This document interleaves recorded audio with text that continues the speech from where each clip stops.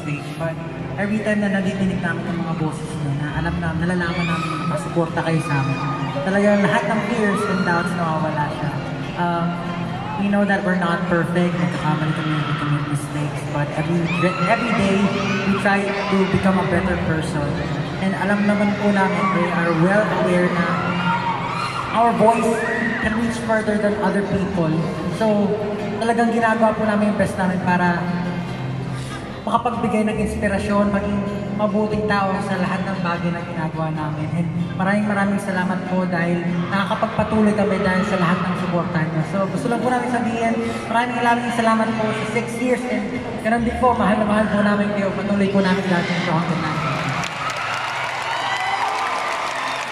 Gusto ko lang din sabihin kasi kanina, ang ganda nung sinabi na parang bumubuhay kayo ng mga namatay na pangarap. Actually kami as SB19, minsan pag kami mga nagagawa kami, masasabi namin na parang achievement or parang nakapag one step kami as a group, parang masasabi natin, oh, SB19, what's next for us? What's our next goal?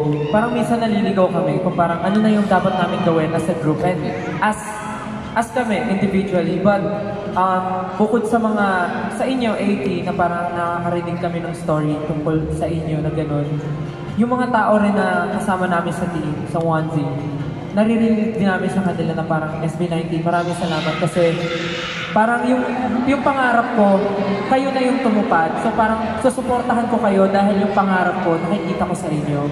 So parang, sana ganun po tayo sa bawat isa, na parang kung may nakikita tayong isang tao na nahihirapan, maabot yung gusto nila, huwag po tayo magsawa o huwag po tayo mapagod na i-inspire sila. Huwag po tayo mapagod na tulungan sila at ipadama sa kanila na we are always here to support each other. And yun ang nakikita ko sa family natin 18. So sobrang dami nang nangyari sa atin.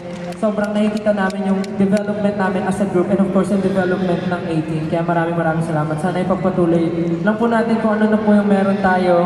Number 1 na po yung talagang discipline sa bawat isa, dedication. Maraming salamat. Lalo na po kung naglilinis kayo ng venue after nyo umalis.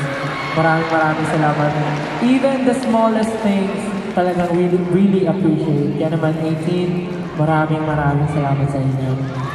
Maraming salamat sa pagiging gabay para sa amin.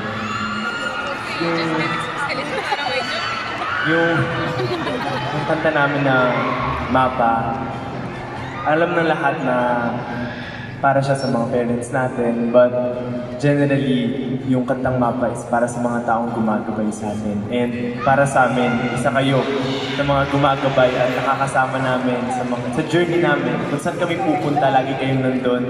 Kaya maraming salamat sa pagiging Mapa namin. Yung kantang pa-perform namin para sa inyo guys. Ito yung Mapa. Pwede po ba namin iangat ang ating mga ilaw?